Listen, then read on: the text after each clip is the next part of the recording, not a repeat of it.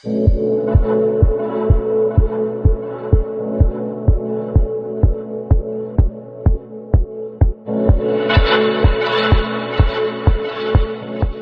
everyone, it's Lauren Conlin from Pop Style TV. I am with the adorable, bearded John Gallagher Jr. We are going to talk about his new movie, Abandon. Hey, John. Hey, how's it going? So good, so good. Okay, so honestly, truthfully, getting serious, is America or the world ready for a movie that kind of dives into mental health a little bit? Yeah, why not? I say we've had a rough couple of years here. Let's Mm. let's put it all on the table. That's my feeling about it. Yeah, murder, haunted shit, why not? Absolutely. Obviously. Nothing should be off the table at this point. I think there's nothing that we shouldn't be able to deal with and cope with and discuss. Yeah. No, okay. All right. I that answer will suffice for me. Yeah. So back to the movie. Yeah. I definitely wanted an R rating on this movie. I wanted a little bit more because it was scary, right? I was Right. very Yeah. scared. I mean, Michael Shannon's incredibly creepy. I can imagine you were on screen with him like, dude, just chill out, turn it off, Yeah. right? No, Michael, he's absolutely, he's an intimidating presence to say the least.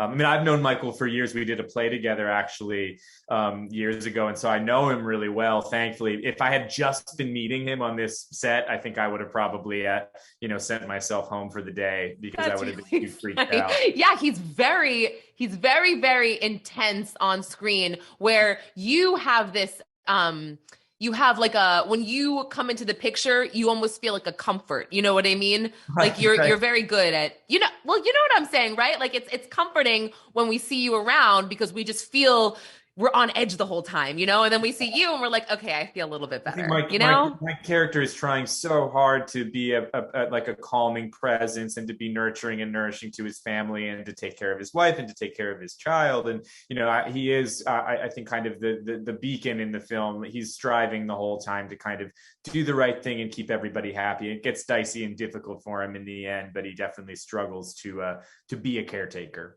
Yeah, your character reminds me of my husband. When I had my first kid, I'm looking at her and I'm like, ooh, this is like really hard to watch because like it's weird. Like postpartum is so real for so many women and it's very taboo, It's kind of embarrassing in a way. Like you don't want to talk about it. You don't want to like say like I love my baby, but like I'm having these weird thoughts, like I don't know what's going on. And then to watch this movie, it's kind Yeah. of like, yeah, no, I'm good. I'm done having kids anyway, so it Right, doesn't matter. right. No, exactly. Yeah.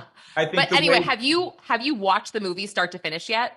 I haven't seen it in its entirety. No, I haven't yet. No, Oh, okay. I'm I too really, scared. really liked it. You were going to love it. Oh, I good. thought it was, like I said, I thought it was so scary. I wanted a little bit more of the scare tactics, the jumping out and stuff. Yeah. But I thoroughly enjoyed it, and I'm a big fan. Now, Oh, good. yes. Now, why would you tell people to come and see this movie with all the movies that are coming out now? And additionally, like it's crazy. Movies are coming out every day because they're coming right to your TV. You don't even have Right. to go to the movie theater anymore. Yeah, I mean, I would say that, and for anyone, I think what's interesting about this film is that, it's not your typical traditional horror film. Like I would Mm. call it like a horror drama or a psychological drama thriller with horror elements.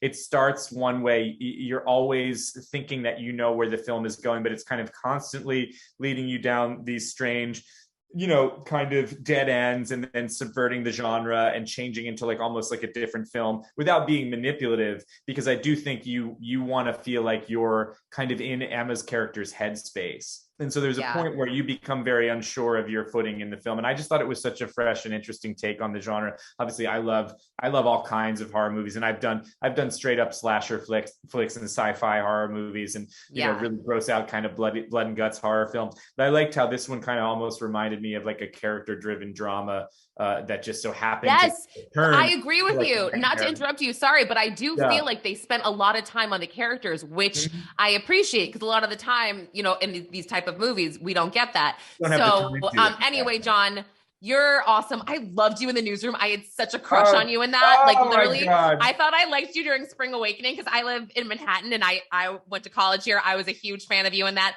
Then I saw you in the Newsroom and I was like, oh, hey. But yeah, you're lovely. You're a lovely person. Thank you so much. Thank you. My pleasure. Thanks so much for thank you for watching the film and for talking to me. Of course. Bye. Bye.